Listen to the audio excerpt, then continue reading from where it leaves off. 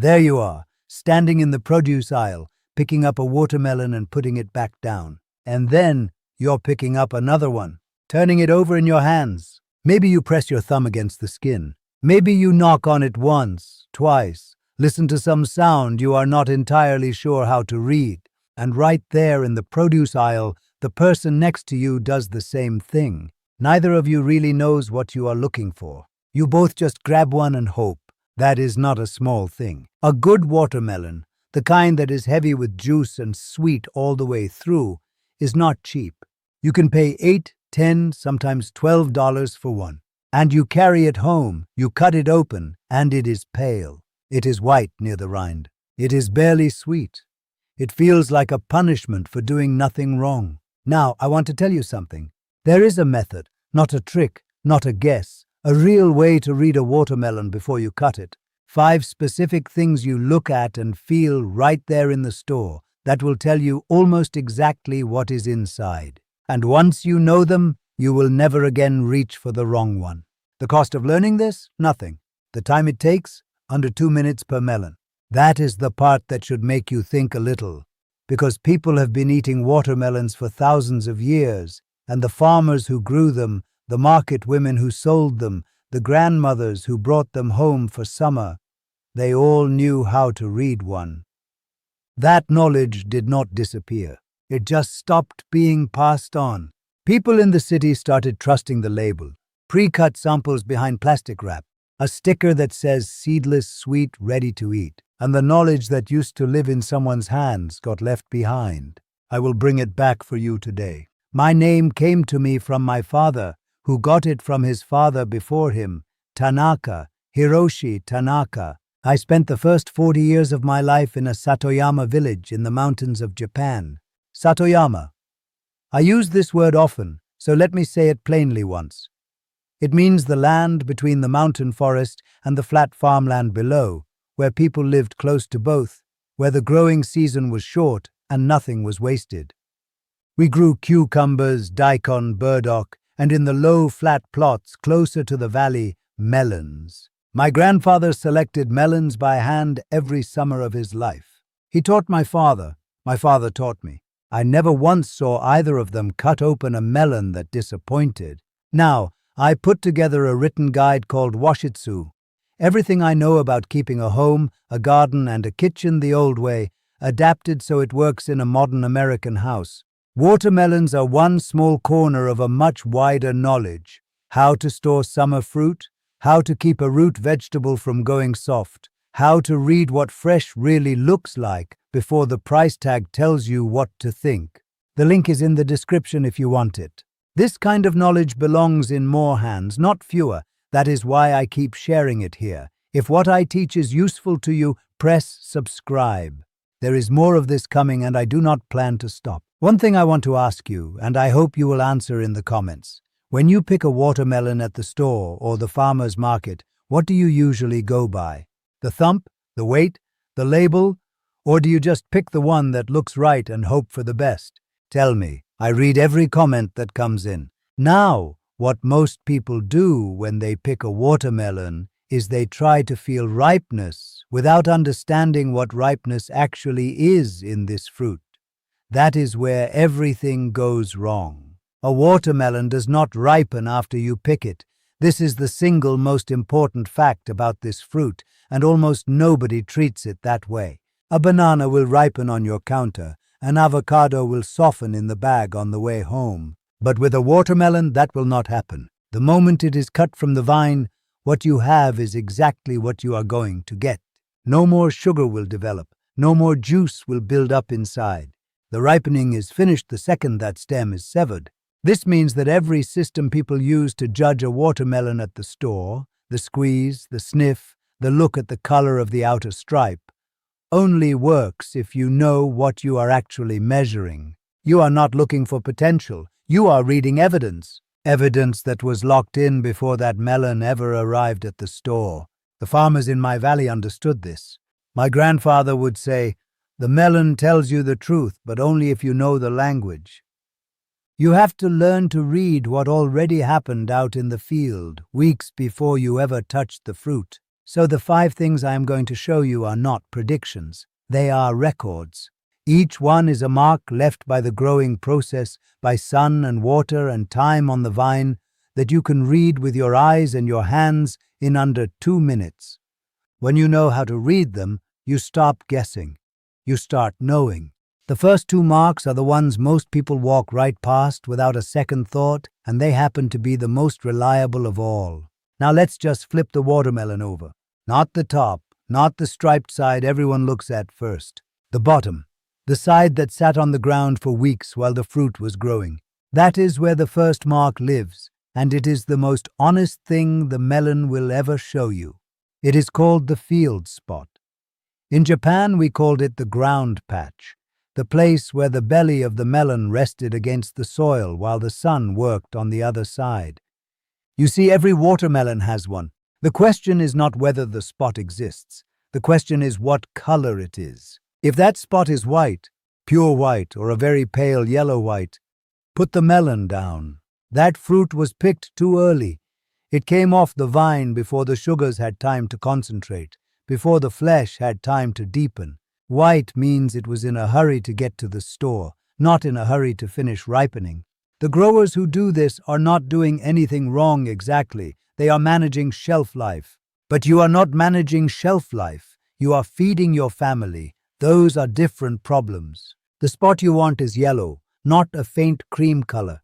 A real yellow, deep, warm, almost the color of old butter or a dried corn husk.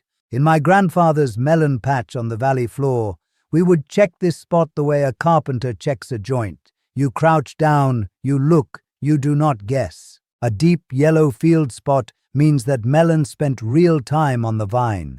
It means the ground absorbed heat and radiated it back up into the fruit day after day. The sugar had time to build.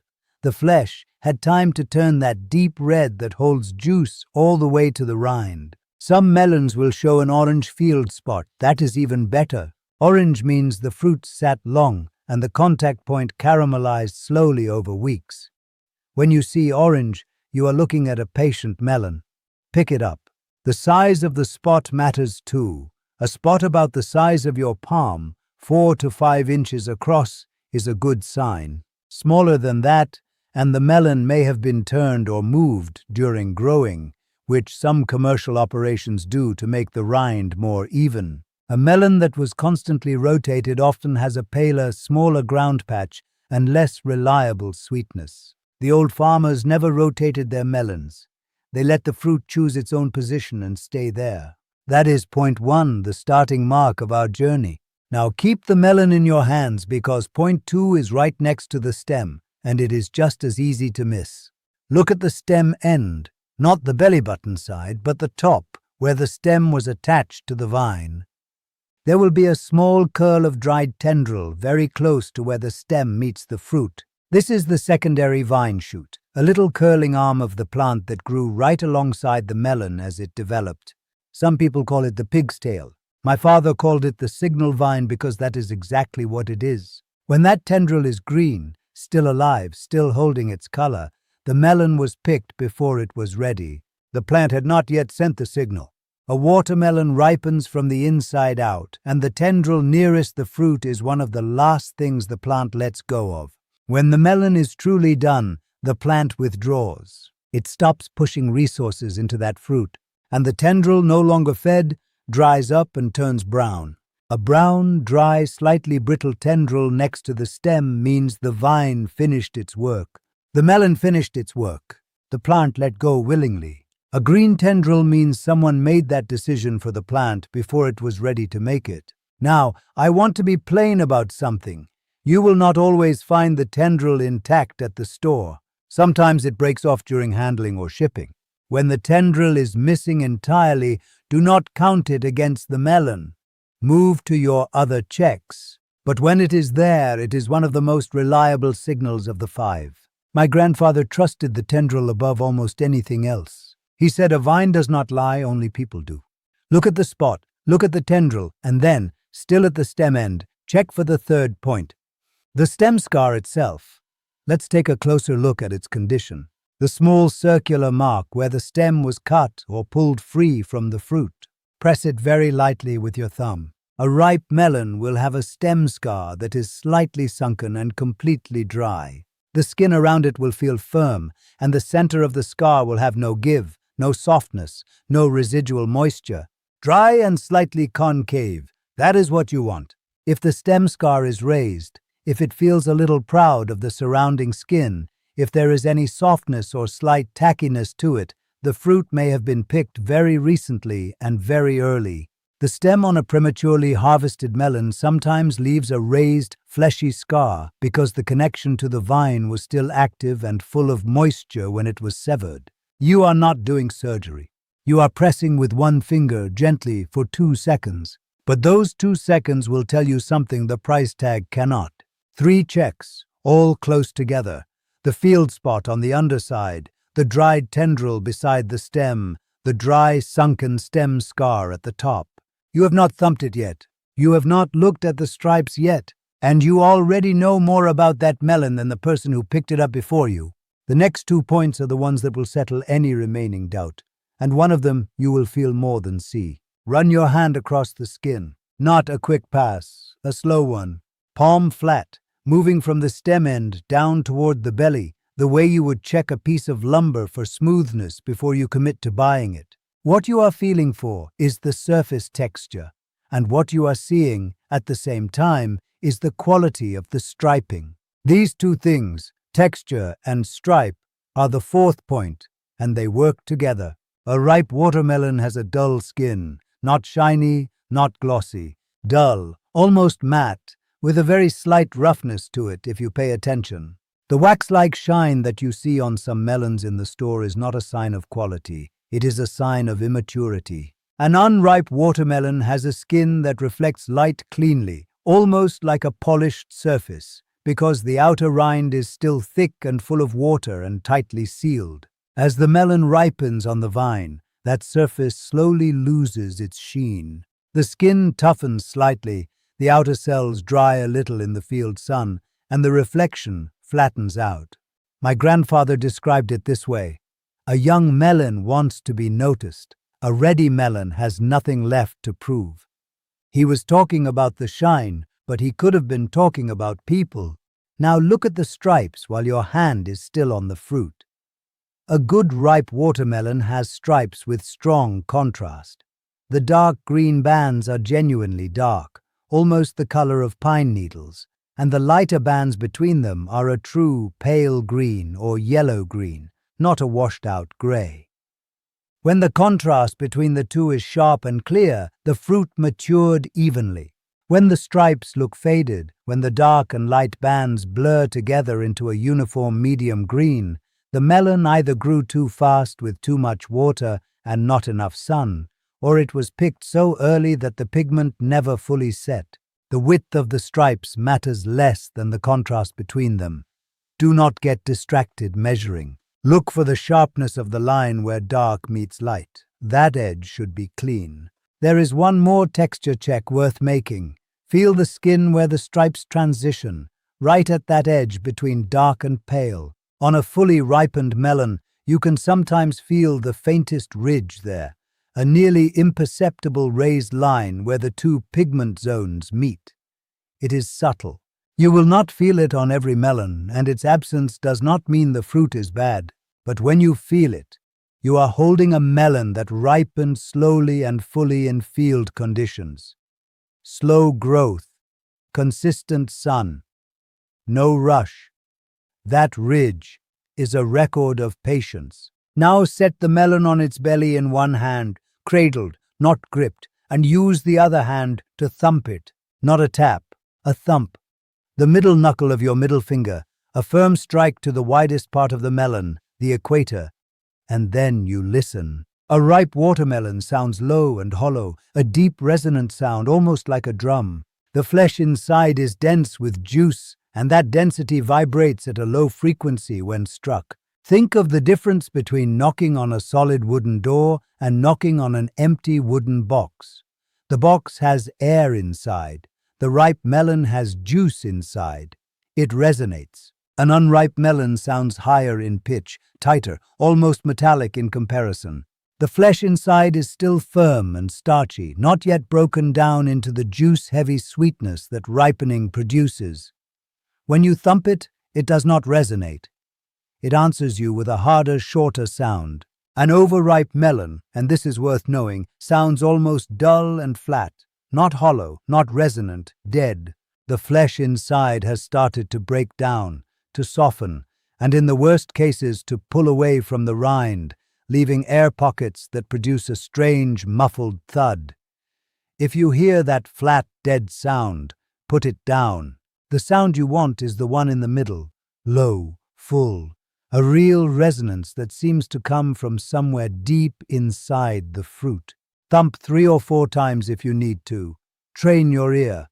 After you have done this 10 or 15 times across a summer, you will know the sound the way you know the sound of a ripe piece of wood versus a punky one. In my village, the farmers at the summer market would not even let you touch the melons. They would thump them for you, 2 or 3 at a time, hold one up and say, "This one." You did not argue. They had spent 20 or 30 years listening to melons, and the sound was in their hands before it even reached their ears. Now, I will not skip what comes next, because it matters, and because I think honest information is more useful than impressive promises. These 5 checks, the field spot, the dried tendril, the stem scar, the surface and striping, and the thump, are not a guarantee. I want to say that plainly. They are a strong method, built from real agricultural knowledge, and they will dramatically improve the quality of the melons you bring home. But no external check can see through the rind with certainty. There are melons that pass every one of these tests and are still slightly underwhelming inside because a cold spell hit at the wrong week, or the soil in that particular field was too sandy, or the melon simply had a bad draw in the genetics of its variety. Farming is not a perfect system. What these checks do is shift the odds heavily in your favor. You are not guaranteed perfection. You are removing the worst outcomes. The pale, starchy, flavorless melon that costs $10 and goes straight to the compost pile. That is what you are avoiding. The truly outstanding melon, the one that is almost too sweet, that stains your cutting board red, that these checks can find most of the time. There is also this. The thump test takes practice. If you have never done it before, the first few times will feel uncertain. You will thump and not be sure what you heard. That is normal. Do not let the uncertainty stop you from trying. Your ear will calibrate faster than you think, especially if you make a small habit of it. Thump the melon before you buy it, then pay attention when you cut it open at home. Connect the sound you heard to what you found inside. 2 or 3 melons, and the pattern becomes clear. The checks that use your eyes, the field spot, the tendril, the stem scar, the stripe contrast, those you can rely on from your very first attempt. They do not require a trained ear. They require only that you slow down and look at what is already there. Apply all 5, weight them together, and you will be a better melon buyer than nearly anyone else in that store. The story of how this knowledge came to me, and what I think it actually means that most of us were never taught it, that is worth a moment of your time. My grandfather grew watermelons on a narrow, flat plot at the bottom of the Satoyama hillside, where the soil was dark and the summer heat collected between the cedar slopes and stayed there. He grew them every year from the time he was a young man until his hands were too stiff to work the ground properly, and in all those years I never once heard him describe a watermelon by its price or its size. He described them by their readiness, by whether the vine had finished speaking or not. He would walk the plot in the morning, before the heat of the day settled in, moving slowly between the rows with his hands behind his back. Not touching yet, just looking. He took his time. He looked at the tendrils first. Then he crouched and checked the ground patches where the bellies of the melons rested against the warm, dark soil. Then, and only then, he would pick one up. He thumped it with 2 fingers, not 1, cupping the sound against his palm, listening. He said, "You hear it better that way. The sound travels into your hand, not just into the air." He never cut a melon open at the market. He said that cutting one open to prove it was good was like breaking a lock to show you had the key. The reading was supposed to happen before. The cut was just confirmation. I was 7 or 8 years old the summer he taught me the field spot. I remember crouching beside him on the warm soil, him pointing with one rough finger at the underside of a melon, saying, "Yellow means it stayed. White means it left too soon." I did not fully understand it then. I understood it the way a child understands something a grandparent says, not with the mind, but with something underneath the mind. It settled in and waited. Years later, standing in a store far from that hillside, it came back up. That is how this kind of knowledge travels. Not through books, not at all. Not through instructions written on a label. Through someone crouching beside you in the dirt and pointing. The reason you were probably never shown this has nothing mysterious about it. It is not a conspiracy. It is simpler than that, and in some ways more worth thinking about. Fresh produce in a modern grocery chain moves through a system built around uniformity and shelf life, not around ripeness at the point of eating. A watermelon that is picked at peak ripeness is a problem for that system. It doesn't fit. It is fragile, a delicate balance. It does not survive a long truck journey, as well as a melon picked a week or 10 days early. It does not sit on a shelf for 5 days looking unblemished. The system is not designed to get you the ripest melon. It is designed to get a melon to you. Those are genuinely different goals. Nobody in that system profits from teaching you how to tell the difference. The melon sells either way. The knowledge that would let you reject the bad one and wait for a better one is, from a retail standpoint, an inconvenience. There is no money in teaching a customer to be selective, none at all. There is money in a customer who trusts the display and moves on. They just walk past. The farmers knew, the village market sellers knew, they both knew the secret. The grandmothers who bought from those sellers knew. They understood the signs. And when that chain of knowledge, grandmother to child, farmer to neighbor, got interrupted by the convenience of the supermarket and the pre-packaged produce section, what was lost was not just a trick for picking fruit. What was lost was the habit of reading the thing itself instead of trusting the system around it, for a great many things. So here is what I want you to do the next time you are standing in front of the melon display. Flip the first one over, check the belly. Look at the field spot, deep yellow or orange, the size of your palm. That is what you want. Move to the stem end and find the tendril if it is there. Brown and dry means the vine finished its work. Check the stem scar with your thumb. Sunken and dry, no give, no moisture. Turn the melon and run your hand across the skin. Dull, not shiny, with sharp contrast between the dark and pale stripes. Then thump it at the equator with your middle knuckle. Low, hollow, resonant, like a drum with something full inside it. 5 checks, 2 minutes, it's that simple. No special equipment, no app, no sticker that tells you what to think. Just your hands and your eyes and a little knowledge that has been sitting in the world, quietly waiting, since long before anyone thought to sell you a pre-cut sample in a plastic cup. You do not need to buy the best-looking melon in the display. You need to buy the one that passes the checks. Sometimes those are the same melon, often they are not. You have to be careful. The best-looking one, the shiniest, the most perfectly symmetrical, the one with the tidiest stem, is frequently the one with the palest flesh. It was grown to be looked at. The one you want may sit a little crooked, a little dull-skinned, with a stem scar that has already dried to nothing. Pick that one, the right one. If you have a farmer's market near you, use these same checks there, and then do one more thing. Ask the grower which variety they planted. Some varieties are bred for looks and travel, long journeys. Others are bred for flavor and juice, the old thin-rind types, the ones the seed catalogs used to call ice cream melons, because the flesh was so sweet it needed nothing added. A grower who grows for flavor will know immediately what you mean when you ask. That conversation alone will tell you something about the melon before you even pick it up. Press that subscribe button if you have not already. Join us. The knowledge I share here costs nothing to receive, and there is more of it on food storage, on pest control, on keeping a home in good repair without paying someone else to do what your own hands can manage. Every week, something practical, useful tips, something old enough to have been tested by real life and simple enough to use today. Tell me in the comments, have you ever cut open a watermelon and been genuinely disappointed, pale, barely sweet, a waste of money? What did you go by when you picked it?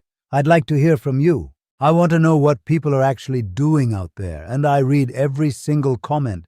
The natural next step from knowing how to pick a watermelon is knowing how to store one properly once you have cut it, because most people lose the sweetness within a day and do not know why. That is what I will cover next time. Stay tuned. The old storehouse logic for keeping cut fruit tasting the way it did the moment you opened it. Cold, sealed, and away from the wrong neighbors in your refrigerator. There is reason for each of those things, and the reason is not complicated. Take good care of what summer gives you. It's a gift. It does not come back around for another year, and a melon picked right and kept right is one of the few pleasures that costs almost nothing and delivers more than it promises. My grandfather knew that. Now you do too, and so will the people you pass it on to. Pass the knowledge.